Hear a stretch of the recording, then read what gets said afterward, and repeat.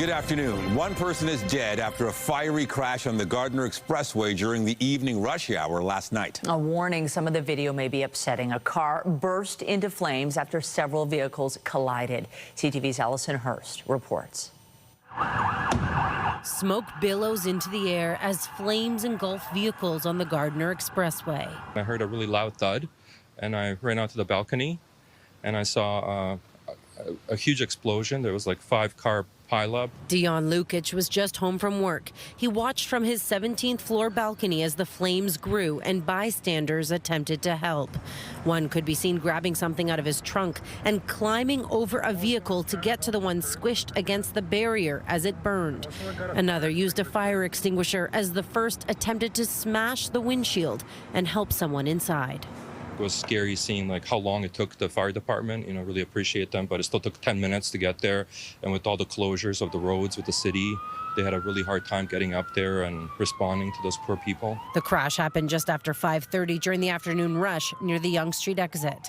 Police say 4 adults were taken to hospital with injuries ranging from minor to serious, and 1 person died on scene. It is fairly unusual that with heavy traffic that you get a collision of such a nature. Police say it's too early to suggest what may have led to the crash. Our first responders were there within minutes. I know Toronto Fire, our medics and our officers were there very quickly. Lukic says the scene was tragic and scary, adding that there were several explosions. Really sad for the poor people that went through that and the poor person that passed away. Yeah, really sad. Police say it's a very large and complex scene. Allison Hurst, CTV News, Toronto.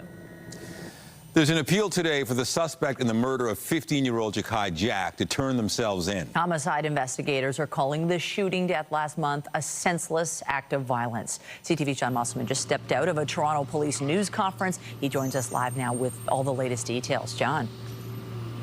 Well, Michelle, detectives had a news conference in the intersection behind me just a short time ago to update us on this investigation. We'll take you back to last month. This is what happened here. It was in this neighborhood when police say 15-year-old Jakhai Jack was shot and killed. It happened on the evening of that when he was here with a group of friends. There was another group of friends. Detectives say someone from that group broke away from that group and opened fire, killing Jakhai Jack. Police say it was a completely unprovoked attack. We also had a chance to speak to a neighbor who said he did run out to try to help the victim, who was then put in a car and taken to a local hospital, but he did not survive. Now, police are appealing for help from the public here. They have reviewed from security video that shows what went down here, but what they need is witnesses who may have saw something. They're also appealing to some of the people who were in that group that night who have information and can help the police. They're asking them to turn themselves in. Here's what detectives had to tell us this morning. He was just 15 years old, and he had his whole life ahead of him. He was not involved in any gangs or any kind of criminality. This was a completely unprovoked act of violence against a 15-year-old boy. Jakhai is survived by his many family, and they're devastated by his loss. So to the person responsible, if you're watching this, you need to know that what you did devastated a family. And I'm asking you to do the right thing and turn yourself in to police. Again, police say the motive for this shooting is really unclear at this point, just confirming that the victim here had no connection to any kind of criminality. It was an unprovoked shooting, and they are appealing for help to solve this homicide. Reporting live at the scene, I'm John Musselman. I'll send it back to you. Thank you, John. Coming up this half hour, the Jays extend their winning streak to 10 games. We'll be getting reaction from a kids' baseball camp at the Rogers Centre. CTV's Sean Leathong will have that story. But first, let's take a live look at the city this afternoon. Definitely looking a lot cloudier than it did to start the day. It's warm and pretty nice, but we are anticipating the potential for some unsettled weather. Let's bring in Jessica Smith with the current conditions. Could get stormy? We're watching for it, right? It's kind of creeping its way through the London area now, but hopefully we stay clear. The bulk of this is really going to be an area for areas just west of us. So through the downtown core, we can see this track of shower activity, even some embedded thunderstorms. London getting the Brunswick, then Hamilton. It trickles its way through areas, say, through Burlington, Oakville, Mississauga. So it knocks on the door of the city of Toronto, but we are likely to stay clear of the heaviest of the rain. But the chance of it is going to be there because it's so hot and humid and a cold front is slicing its way through. Temperature-wise, we're still sitting in that kind of low 20 range, feeling into the mid-20s. It gets warmer into that second half of our day. And despite not seeing brilliant sunshine, we do still have a UV index on the high side at a 7. So again, especially in the summer, don't let that cloud cover fool you. It can still be pretty treacherous to spend lots of time outside without the right protection and hydration. Temperature-wise, we're sitting at 22 through the islands, 25 through Pearson, but it will feel so much warmer than that throughout the afternoon. Tonight, mild as well, but a much closer to seasonal evening. Coming up, we'll break down the shower activity and how it's going to play out throughout the rest of our day, plus your full forecast. But right now, I'll send things back over to Nathan. All right. Thank you, Jess. Thanks. There's a call today for mandatory color-coded signs to indicate whether rental properties are well maintained. Toronto already has Dine Safe for restaurants, and tenant advocates are calling for Rent Safe for apartments. So this is how it works. If you are a landlord and you are respecting your tenants, you're fulfilling your obligation to provide a healthy and safe home, you're going to get a green sign that you can be proud of and you can tell the world about. It'll literally be in the shop window.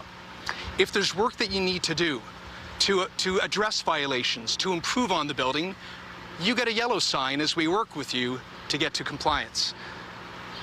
But if you're irresponsible, if you're neglectful, if you see your tenants only as a source of revenue, rather than people who have a home in your building, then yes, we're going to put a red sign right in your window. Councillor Josh Matlow and Councillor Chris Moyes are spearheading this proposal, and they were joined by tenant advocates at a news conference this morning. The proposal will go to a council committee for consideration. Meantime, at City Hall, a proposed rat response plan is being considered by a council committee. It's aimed at coordinating the response by city departments to curb rat infestations. CTV's Beth McDonnell joins us now live with more details on this rat issue. Beth. Nathan, the city's Economic and Community Development Committee is meeting right now to discuss the city's rat problem.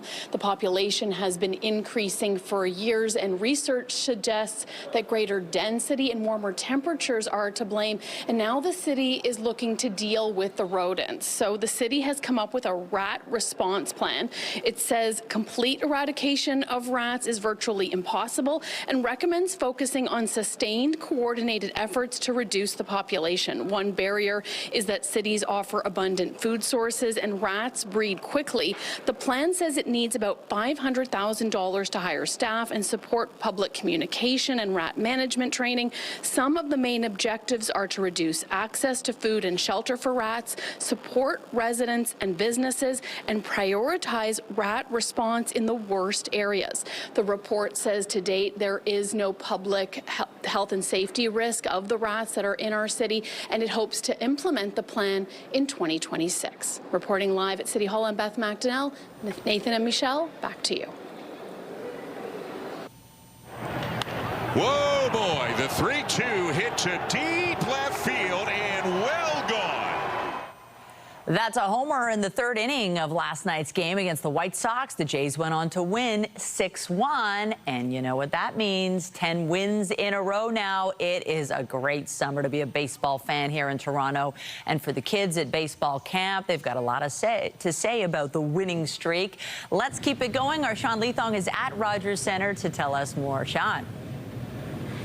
Well, Michelle, the team is on the road, as you saw, in Chicago. So what's going on at the Rogers Centre today? Well, like you said, there's a baseball camp from Challenger Baseball run by the Jays Care Foundation. About 250 children who have physical or cognitive disabilities are taking the field and doing baseball-like activities and getting a chance to feel what it is like to be a Blue Jay for a day as they play here. Much of the talk, of course, is about the team right now because, as we know, they've won 10 games in a row, one more win, and they tie the all-time club record for a winning streak, 11 games. Now, many of the kids who were getting to try their hand at fast pitching or hitting a home run inside the park today were talking about what it's like to be a Blue Jay, what they want to see from the Blue Jays this year, but also they were talking about how much fun they're having on the field today. Here's what they were saying. What's the most fun thing you've done today? Play. Probably speed pitch. The speed, like the speed throwing. Blue Jays have won 10 games in a row. Whoa, that's a lot of games. Doing good. I hope they keep on doing well and hopefully win the World Series. If they keep going like this, wow. I've never seen World Series win ever in my entire life. I was not born yet in '93, but it'd be nice to see a George Springer walk off in a World Series win. Now, just to give you a little more context about Challenger Baseball, it's an organization that Jays Care Foundation runs all across Canada. So many of the kids who are coming here are from across Canada and, of course, throughout the GTA. It allows kids who have these cognitive and physical disabilities to play baseball throughout the summer. And this is their big celebration they're having today. And what a time to do it, because we know the game today is at 2 o'clock in Chicago. If the Blue Jays win, they will tie the all-time club record. And then they head off to play against the Athletics in California with an opportunity to break that record. And of course, we do know the Blue Jays are in first place in the American League East. Reporting live, I'm Sean Leathong. Nathan, Michelle, send it back to you. Woohoo. Thank you, Sean. Appreciate it.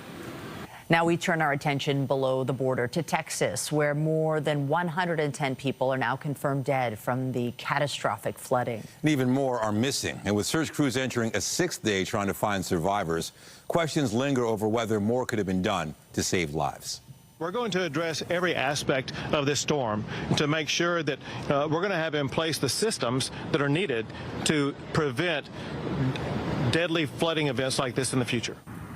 Officials say the number of people missing has soared to more than 160, over 3 times higher than previously stated.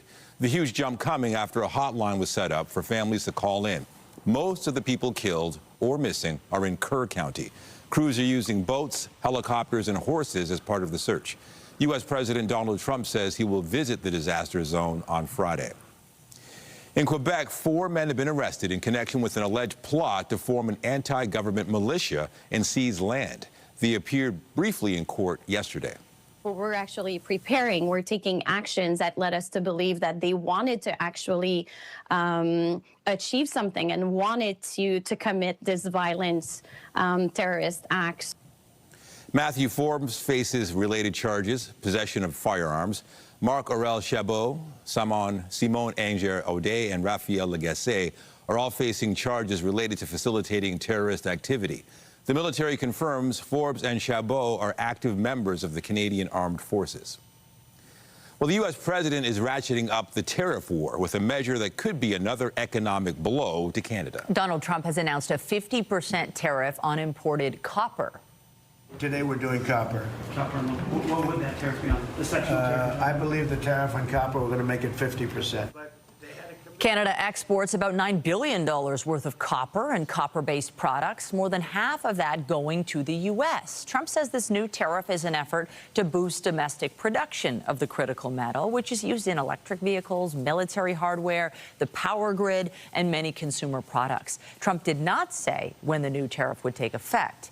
Now, the president is also floating the idea of a 200% tariff on imported pharmaceuticals, but also says he's willing to give drug makers a year to, quote, get their act together by bringing manufacturing to the U.S. Canada would be particularly hard hit, with more than 70% of pharmaceutical exports destined for the American market.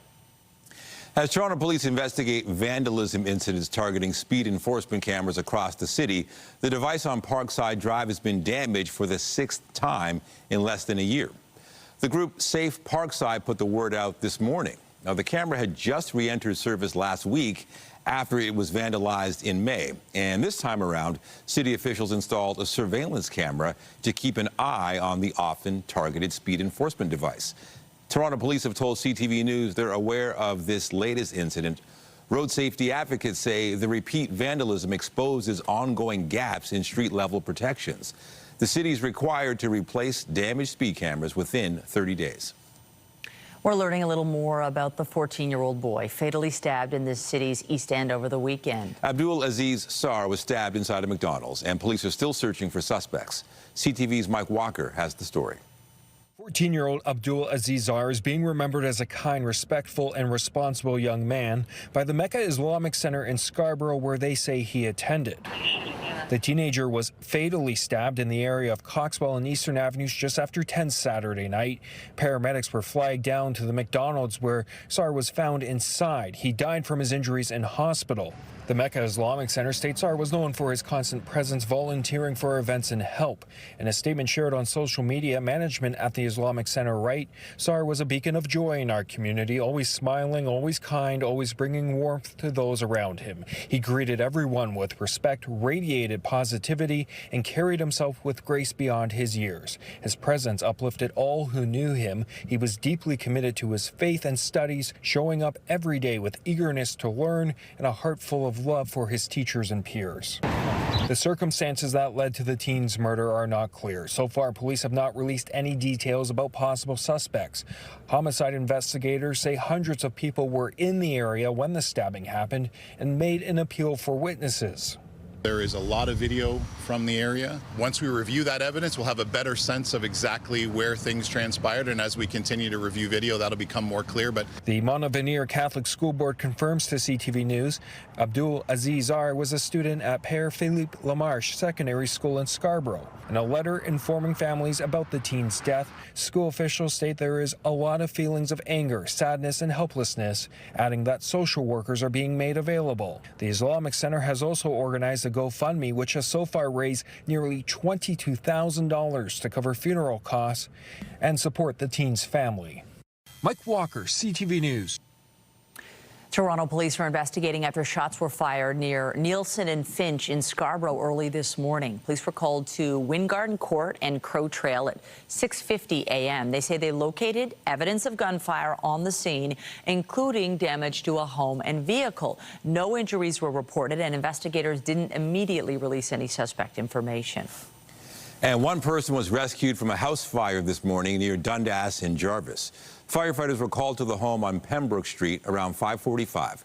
They spotted smoke on the second floor, and one person was brought to safety from the roof. No injuries were reported, and the flames were put out. Investigators haven't said what might have caused the fire. An update now to a story from over the weekend. Holton Regional Police say a cyclist who was seriously hurt in a collision in Milton late Friday has died. Investigators say the 24-year-old victim was hit by a Toyota SUV being driven by a 71-year-old Mississauga man who remained on scene. The crash happened on James Snow Parkway near Main Street East at around 11:20 p.m. on July 4th. Police are asking anyone who might have information to share to contact them. We take you to Calgary now, where a stabbing at the Calgary Stampede has sent 3 people to hospital.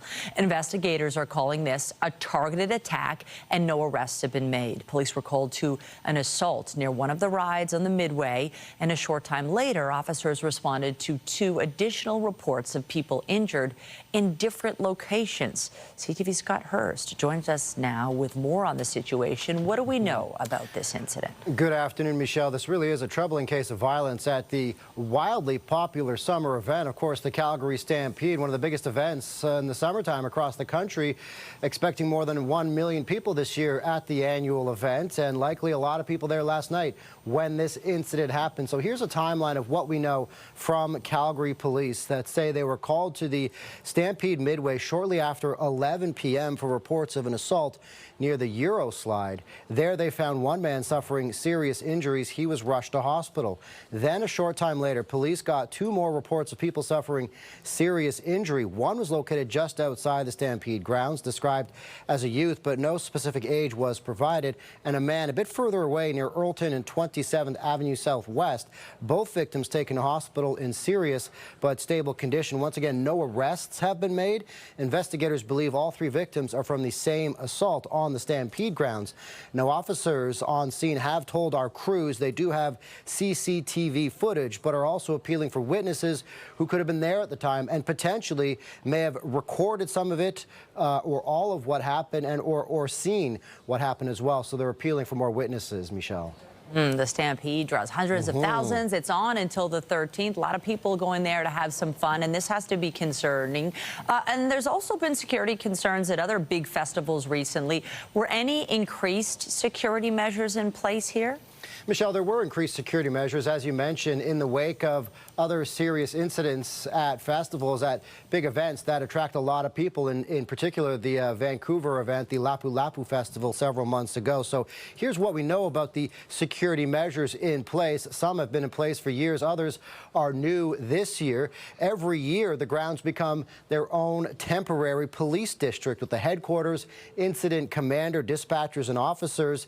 Anti-ramming barriers are in use, and new this year, drones to help with surveillance that were just recently used at the G7 in nearby Kananaskis. Now, also, everyone is required to pass through metal detectors and have their bags checked. So security is always a significant concern at the Calgary Stampede, at major festivals and events across the country, particularly in the wake of some violent incidents at significant summertime events, as we mentioned, the Lapu Lapu Festival in Vancouver. And so right now, of course, police are likely reviewing all security measures, and potentially Stampede organizers reviewing security measures. This will be all part of the debrief for not just police, but Stampede organizers as well.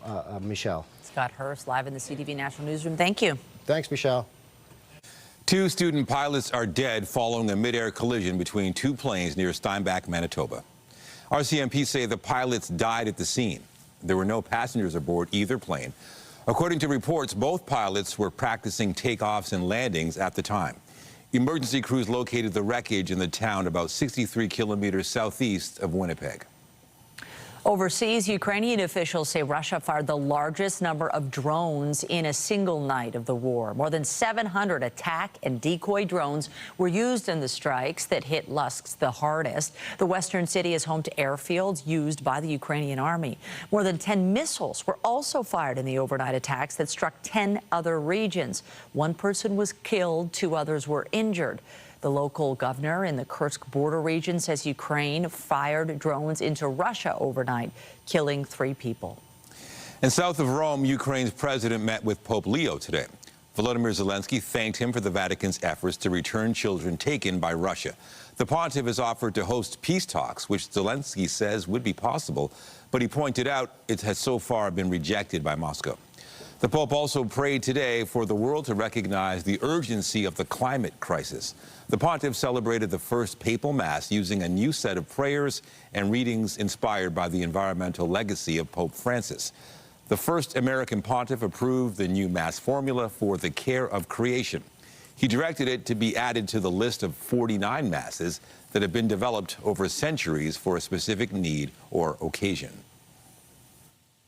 Not a bad afternoon ahead of us. Still hot and humid out there, but fairly seasonal. We are keeping an eye on that rain, likely to make its way just to the west end of the downtown core. So if you're heading anywhere this afternoon, traveling west, bring an umbrella with you. Not a wash of a day by any means, so you have some time to enjoy the great outdoors. We're looking at a fairly light wind changing direction throughout the day today, but again, that humidity, it can sneak up on you. Coming up, I'll have a full look at your long-range forecast, including the heat on the way just in time for the weekend. Those details after the break.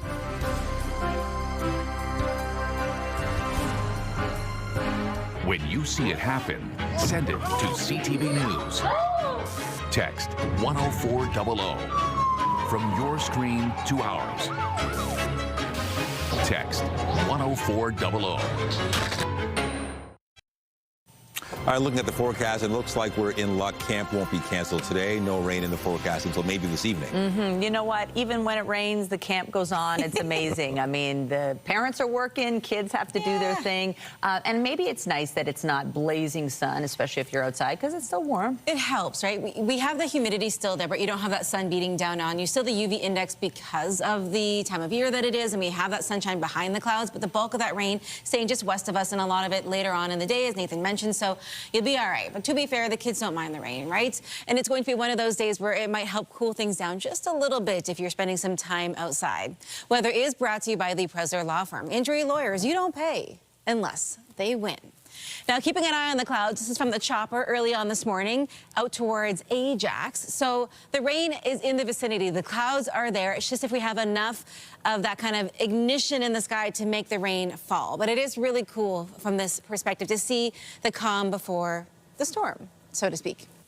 We are watching, though, for showers throughout the afternoon. Right now, starting out towards London, they'll creep their way along that western shoreline of Lake Ontario. Likely to stop just shy of hitting the downtown core, but we could see a few light sprinkles as we head throughout this midpoint of our day. Sitting at 25 right now, it feels like 30 right across the board. It's warm out there. Not unusual for this time of year, but that heat can really sneak up on you. And it's good to watch for signs of heat exhaustion and heat stroke if you're spending a lot of time outside, whether you work outside or you have campers enjoying the weather. Temperature-wise, as we head throughout the afternoon, we're still in a fairly seasonal range. We'll sit at 28. It'll feel into the mid-30s, almost right across the board. So again, hydrate, take breaks in the shade if you can. Watching for pop-up showers along with the risk of thunderstorms, but they're fast and furious, so not likely to stick around for all that long. Into this evening, dropping down a little closer to seasonal this evening, still contending with a bit of a humidex, but we're holding on in a fairly comfortable range. But again, if you don't have AC or someone you know doesn't have AC, maybe check on them because it can be pretty dangerous with the heat regardless of the time of day. Again, we're watching the system making its way across. The bulk of it really not going to impact the downtown core, but obviously it's the summertime. People are out and about doing their thing, living life, enjoying. So just be careful depending on where you're traveling as you head throughout the day today. Timing it all out again as we head through this midpoint of our afternoon, not too bad. We're watching that rain sitting just south of us, the heavier rain as it gets past London in towards areas through Hamilton. We'll see it kind of make its way through Burlington, Oakville, maybe Mississauga, and then we see it kind of break up as we head into the afternoon. Heavier showers in towards 5 o'clock through Aurora and areas east. So again, we're just kind of in that sweet spot right in the middle where we miss the bulk of it, but it's in the vicinity. As we head through the overnight, it clears out and we're looking at a beautiful start to our Thursday. And we step into a stretch of really nice days. Maybe some pop-up showers, very light through that midpoint of your Thursday afternoon, but overall, not a bad way to step into the weekend. A few light clouds on your Friday morning, but it clears out just in time for lunch. If you're taking a long weekend, maybe a bit of an extra day off, it's a fantastic start to your Friday, Saturday, and Sunday. Very seasonal, but I want you to pay attention to those humidex values because they're into the mid-30s as we head throughout the next couple of days, and then it gets really hot into next week. So as you head in towards Sunday, Monday, Tuesday, we could reach those humidex values into the 40s, so just be careful. Hopefully this helps you plan. I'll send things back over to Michelle and Nathan. Thank you, Jess. Thanks. Well, the lack of affordable housing remains a persistent problem in our city. And as CTV's Natalie Johnson reports, a restaurant owner in the Beaches is serving up an out-of-the-box idea that he thinks could make a difference. Inside the Fearless Meat restaurant, the grill is fired up, and the lines are forming for the lunch that has become local legend. Montreal smoked meat. This barbecue is just as famous in the Beach as the butcher behind it. Thank you very much for coming to see us. David Brown, who in addition to running a restaurant, provides hot meals to those in need, is now dreaming even bigger than burgers. I want to do something in a big way to solve the homeless crisis in Toronto.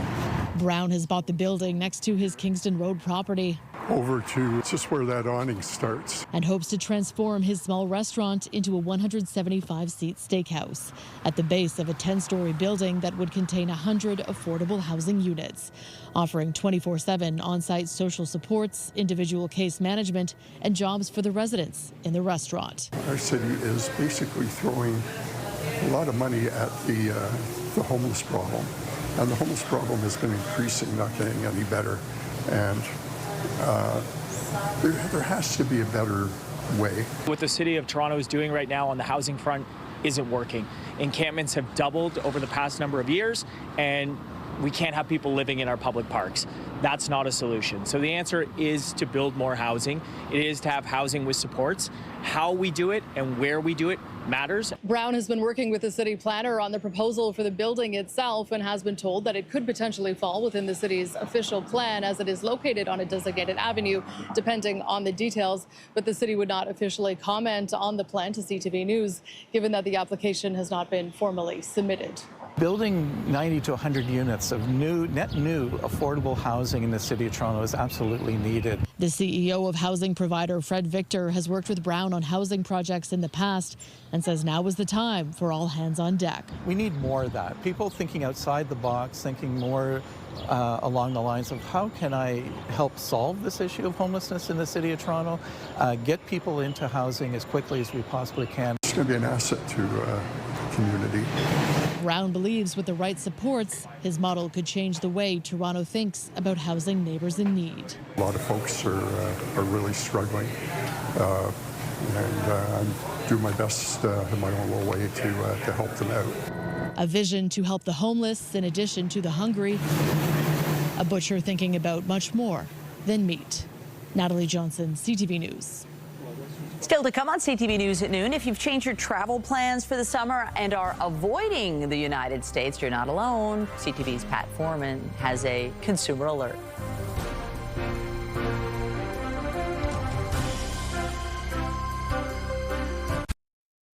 The trend of many Canadians deciding to avoid U.S. travel continues even as we enter the busy summer vacation season. Many travel agencies say they've seen an increase in domestic bookings and a spike in searches for homegrown adventures. CTV's Pat Foreman reports. Whether it's to visit Disney World, the Grand Canyon, or the Las Vegas Strip, more than 1 million Canadians used to travel to the U.S. every month, but not anymore.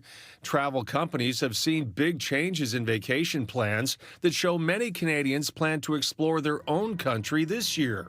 We're seeing a lot of domestic travel happen among Canadians this year. Kayak, the travel website that compares flights, hotels, and rental cars, says there has been a 25% increase in domestic flight searches, and 55% of car rental searches are now domestic. Whether it's hiking the West Coast Trail, stopping by Calgary for the Stampede, taking in the beauty of Banff or the Cabot Trail, many Canadians are deciding to take a domestic holiday this summer, and there are deals to be found. Domestic flight prices are down about 8%, so if you're flying, good news for you, but rental cars also. So if you're staying domestic, rental cars are down about 14% this year. Kayak says return flights to many cities in Canada can be booked within the $300 range. Many families are also expected to take road trips visiting Canadian attractions by car. There seems to be this renewed interest in really sort of like exploring Canada and really supporting our own backyard. Flight Centre has also noticed an uptick in domestic travel interest and says bookings to the United States saw a 58% decrease in May over the same period last year. While many travelers don't want to cross the U.S. border, travel to Europe remains a favorite for many Canadians. Overall, Europe is holding very strong. It has not slowed down at all. Our top 3 destinations for the summer are London, Paris, and Dublin. It's unclear if these travel trends will continue, but if trade tensions remain with the U.S., they could. And travel companies say the boost of domestic travel within Canada should be good for tourism and many Canadian businesses. Pat Foreman, CTV News. There has been swift reaction to a story CTV National News broke this week. It's about a deadline for cabinet ministers to find massive cost savings by the end of the summer. CTV's Rachel Aiello reports on what many are describing as a deepening sense of anxiety. So the mood is, a little lower. But it's the unknown. Public servants are on edge, waiting to see how deep the federal government is willing to cut. All federal ministers are being asked to find billions of dollars in savings within their departments and agencies. By August, they need to be ready to present their plans to reduce operational spending by 7.5%, ahead of Prime Minister Mark Carney's first budget this fall. I'm very concerned. Unions that represent hundreds of thousands of public service workers were briefed by the government on what the spending review means for jobs. It definitely feels like the public service workers are going to be bearing the brunt of this. It doesn't have to be a cuts to services and jobs. It could be doing the work smarter. Some federal workers say the Liberals should trim management ranks, sell off real estate, and end the use of consultants to reduce costs. One union called Carney's proposal arbitrary austerity measures that are disconnected from the question of who is going to deliver on his promises to Canadians. The government says the intent is not to slash programs or services to fund Canada's new pledge to spend 5% of GDP on defence. But it remains to be seen whether Carney can keep that promise while also holding on to his commitment to keep the deficit in check. Something's got to be done to square that circle. We reached out to the Treasury Board president for an interview about what may or may not be on the chopping block as part of this expenditure review. He was not available. Rachel Aiello, CTV News, Ottawa. Still to come, critics say the latest changes to a spa being built at Ontario Place is a sign the company is scrambling because of the criticism. That story after the break. Get Toronto's top stories, breaking news alerts, and watch live. Download the CTV News app.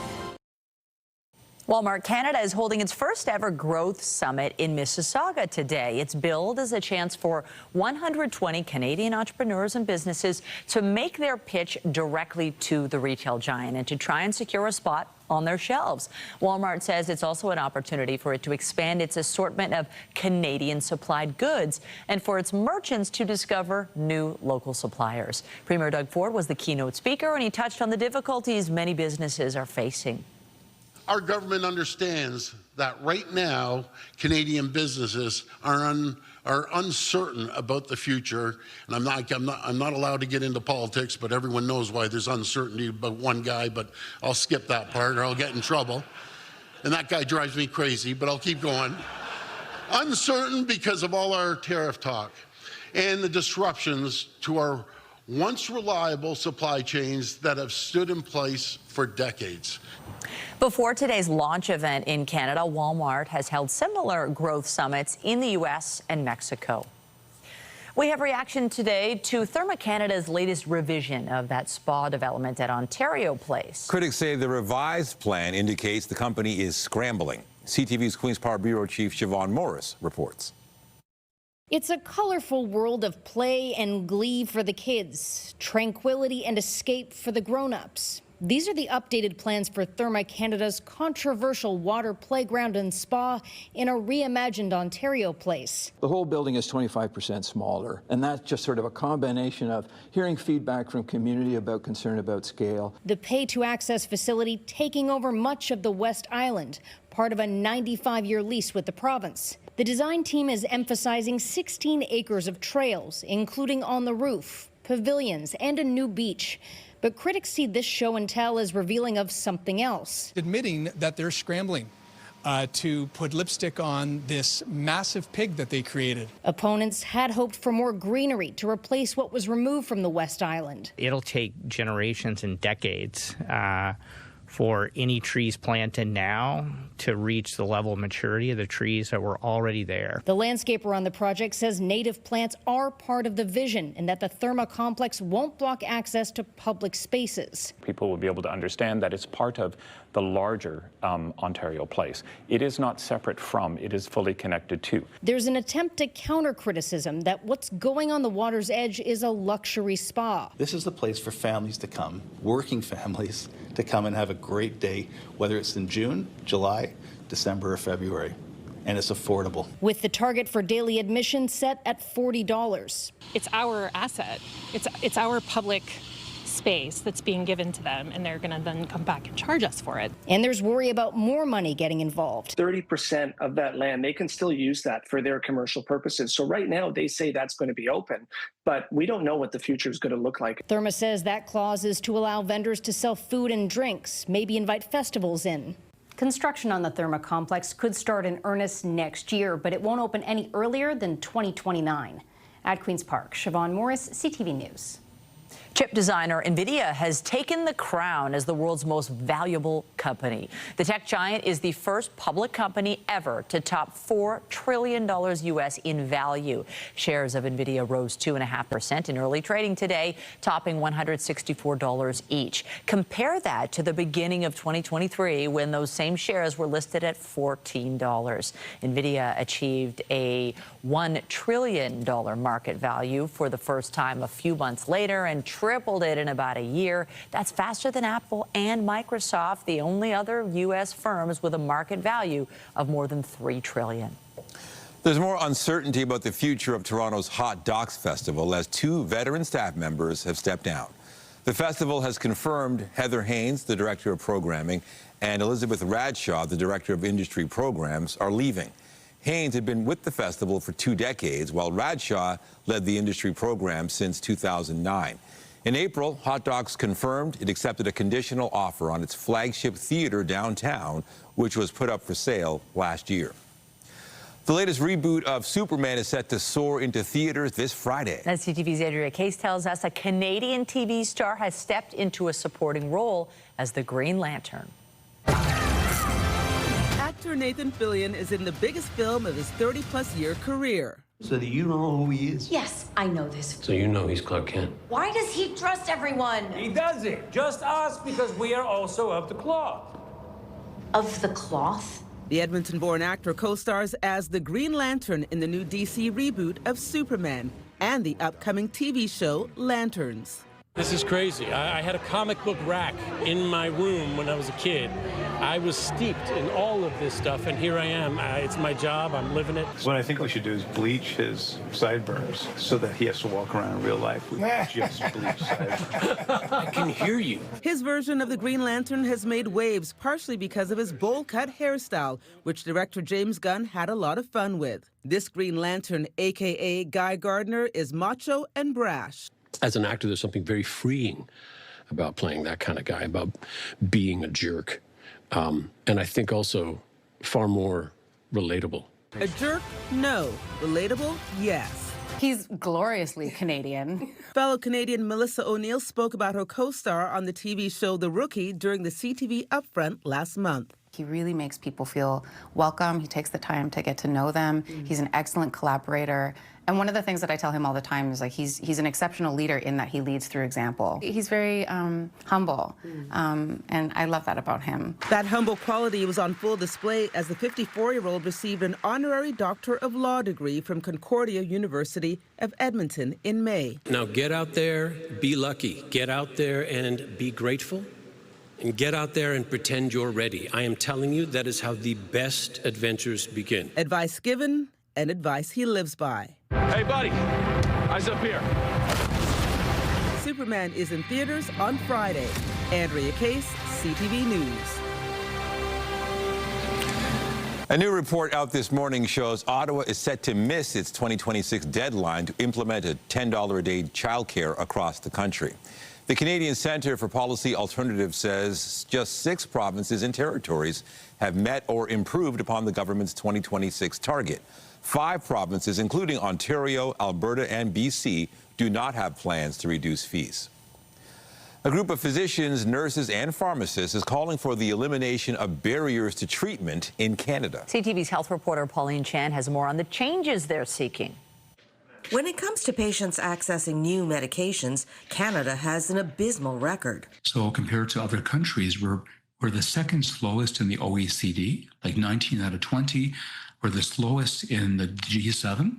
And when it comes to cancer patients, those months and years can add up to unnecessary hardship, poorer long-term outcomes, and on rare occasions, even lives lost. Canada is a very siloed environment with different jurisdictions. The CCAF points to a lack of primary care as one of the problems, leading to patients coming in when cancers are more advanced and harder to treat. 1 in 5 Canadians doesn't have a family doctor. They're the gateway to the system. So basics of getting ultrasounds, CTs. It also says physicians waste too much time on paperwork, like writing out applications for compassionate access to drugs, which are still in the process of being approved or funded. Physicians spend 8.5 million hours per year on administrative tasks, time that could be spent on 55.6 million patient visits. And there's a huge differential, not from province to province, but hospital to hospital. So access to basic diagnostic testing. It also says the rise of genetic testing that can show if a person is likely to respond to a particular drug or not can save valuable time for doctors and patients. Those tests might cost $6,000 for a test to do out of pocket if you go to them to the States and ship a blood sample off or a tumor sample off.